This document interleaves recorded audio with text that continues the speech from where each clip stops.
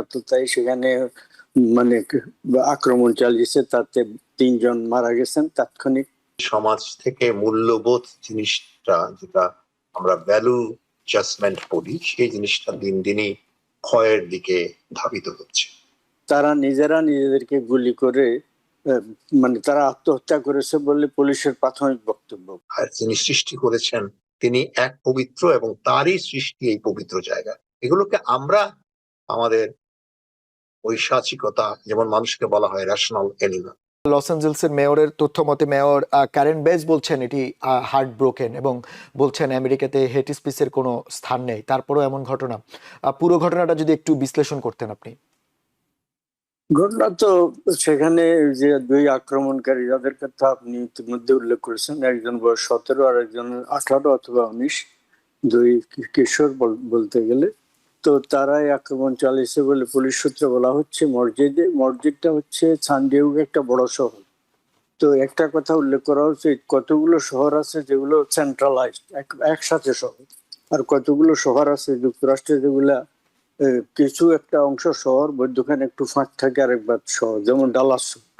আচ্ছা, তো ওইটা ডাউনটাউন সান ডিয়েগো শহর, যেটা শহরটা হচ্ছে সান ডিয়েগো, সেটার সেন্টার থেকে ডাউনটাউনের মূল কেন্দ্র থেকে 17 মাইল উত্তরে, যাই হোক সেখানে এই মসজিদটা।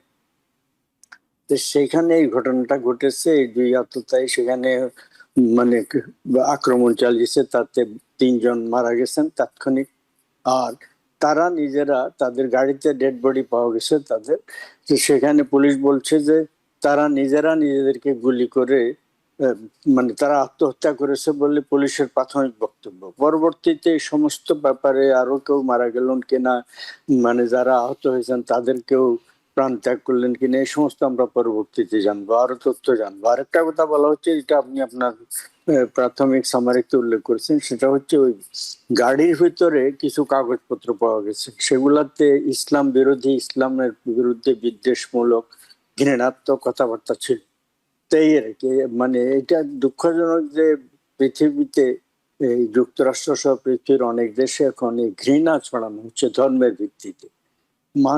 মানুষের ভাই, প্রত্যেকে ভাই, বা প্রত্যেকের এই যে মানে একটা ইউনিভার্সাল ব্রাদারহুড, সিস্টারহুড, এটার বাইরে এখন হয়ে গেছে কে কোন ধর্মে, কে কোন জাতি, কে কোন বর্ণের লোক, এই ভিত্তিতে মানে আমরা বিচার করি। যুক্তরাষ্ট্র যখন পত্তন হয়, এখানে সংক্ষেপে উল্লেখ করছি, পত্তন হওয়ার সময় ফাউন্ডিং ফাদারদের মধ্যে one of the greatest of them was Thomas Jefferson. তিনি একটা কোরআন শরীফ সংগ্রহ করেছিলেন। তো সেই কোরআন শরীফ কেন সংগ্রহ করেছিলেন তিনি? যে যুক্তরাষ্ট্রে তখন মুসলমান বলতে ছিলই না অল্প কিছু। ঘটনাটা যেমনই ঘটুক, এবং আমরা দুঃখজনক অবশ্যই, কারণ মসজিদ পবিত্র জায়গা, মসজিদ, গির্জা, মন্দির যাই বলেন, প্রার্থনার জায়গা। সেখানে 17 এবং 19 বছরের কিশোর, তাদের মনে এমন কি ধরনের চিন্তা আসলো যে তারা ওখানে অস্ত্র নিয়ে গিয়ে সেখানে হামলা করে মানুষ মেরে আবার নিজেরা নিজেদেরকে শেষ করে ফেললো? এই ধরনের চিন্তা ভাবনা সমাজে, মানে আমেরিকান সমাজে কি বার্তা দিচ্ছে? ধন্যবাদ আপনাকে। মোহাম্মদুল্লাহ ভাইয়ের ব্যাখ্যার পরে আমার নতুন করে কোনো ব্যাখ্যা দেবার অবকাশ থাকে, এবং তথাপি আপনি আমাকে জিজ্ঞাসা করেছেন, আমি ব্যক্তিগতভাবে সমাজ বিজ্ঞানের ছাত্র, তাই আমি বিষয়গুলোকে ওই অ্যাঙ্গেলে দেখতে বেশি স্বাচ্ছন্দ্য ফিল করি বা উৎসাহ ফিল করি।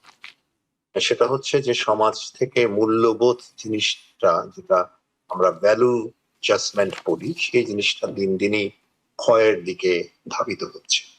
আমরা যে সময় বড় হয়েছি, এবং মোহাম্মদুল্লাহ ভাই যখন এই সময় বড় হয়েছেন, ওনাদের সময়কাল এবং আমাদের সময়কালে সমাজে যে সমস্ত, আমাদের বাংলাদেশের বা তৎকালীন পাকিস্তানের সমাজের কথা বলছি না, বিশ্বে যে একটা সামাজিক এবং মানবিক মূল্যবোধ ন্যূনতম পর্যায়ে কাজ করতো, সেটা দিনে দিনই ক্ষয়ের দিকে যাচ্ছে।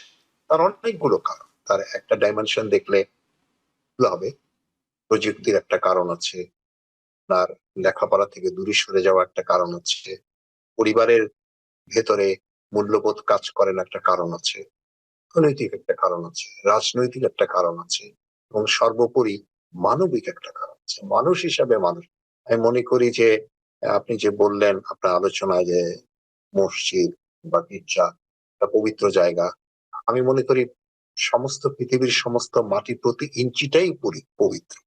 এখানে যিনি সৃষ্টি করেছেন তিনি এক পবিত্র এবং তারই সৃষ্টি এই পবিত্র জায়গা। এগুলোকে আমরা আমাদের ঐশাচিকতা, যেমন মানুষকে বলা হয় রেশনাল এনিমাল,